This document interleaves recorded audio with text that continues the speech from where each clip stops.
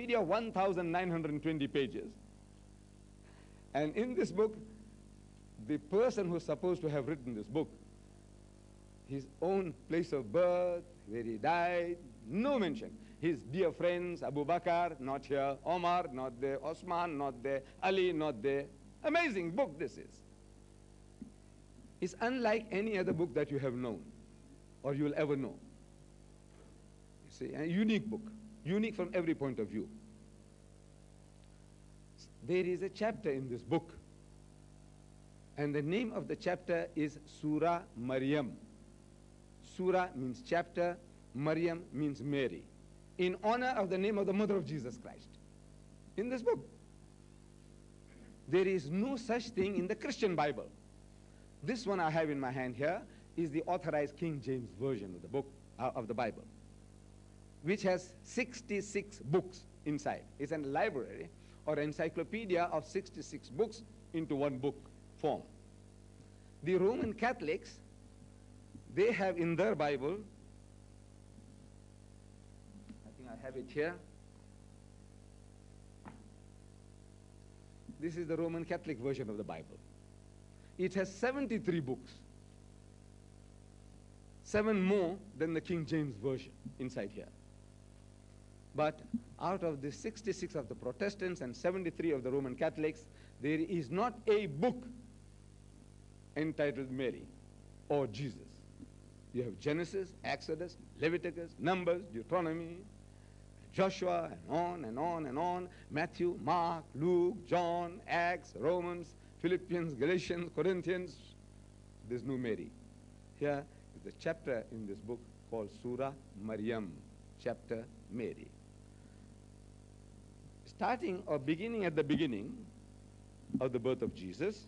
So in this book, this translation, it has an index. At the end of the book, there's a very comprehensive index. What do you want to know? You want to know something about Jesus. That's the subject of this evening's talk.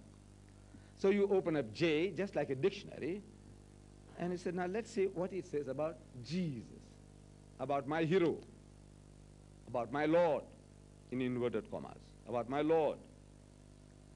So I'm reading to you from the index some of the titles under the heading Jesus.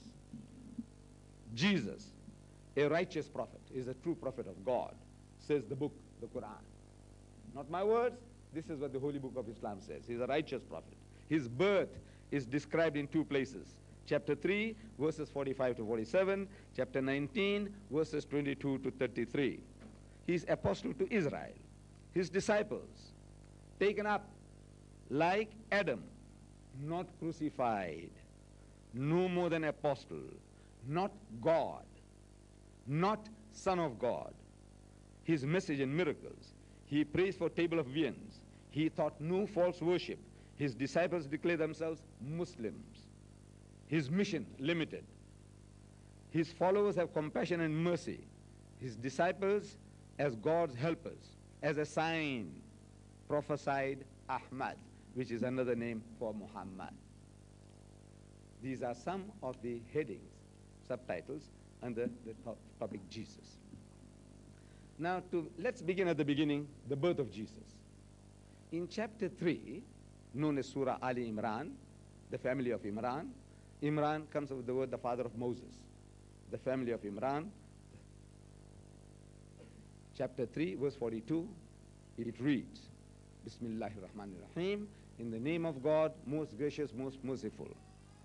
وَإِذْ قَالَتِ الْمَلَائِكَةُ يَا مَرْيَمُ, says, behold, the angel said, O Mary, Inna Allah astafaki wa taharaki wa astafaki ala nisa'il alameen. That God Almighty has chosen thee and purified thee, chosen thee above the women of all nations. Now, such an honor is not to be found given to Mary, the mother of Jesus, even in the Christian Bible. That Mary, the mother of Jesus, she was a woman chosen above the women of all nations. Ya Maryam uknuti li rabbiki wasjudi warka'i ma'ar raqi'in. Says, O Mary, worship thy Lord devoutly. Prostrate thyself and bow down in prayer with those who bow down. ذَلِكَ مِنْ أَنْبَاءِ الْغَيْبِ نُوحِيهِ إِلَيْكَ. So this is part of the tidings of the things unseen, which we reveal unto thee, O apostle, by inspiration. Where does Muhammad get his knowledge from? About Jesus, he was an illiterate man, a man who didn't know how to read or write. Where did his knowledge come from about what he's speaking?